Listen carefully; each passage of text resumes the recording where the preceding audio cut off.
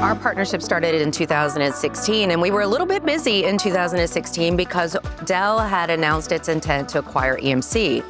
And from a company perspective, we were planning the integration. And from an IT perspective, that really meant merging two very large IT organizations. Dell was using a system everyone hated, and EMC had adopted ServiceNow 3 years earlier for ITSM.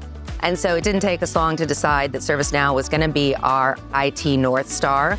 And really testament to the ease of implementation of the platform, we were able to have that platform up and running in a number of months. It's deflecting kind of 20% of my incidents, which I'm extremely happy with. And I think we're kind of just scratching the surface.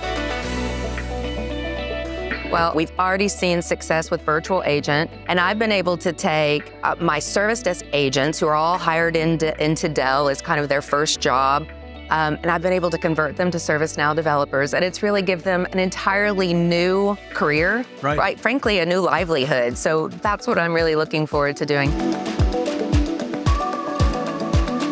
So I'll give you one that's super powerful. When vaccines were coming out globally, a lot of our global offices or countries couldn't get a vaccination through their government.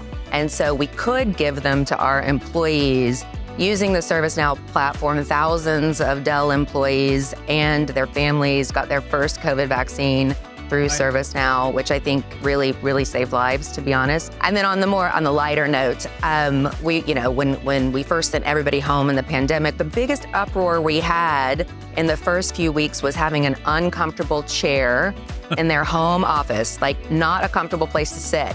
And so we quickly stood up a ServiceNow process and workflow to allow people to check their chair out.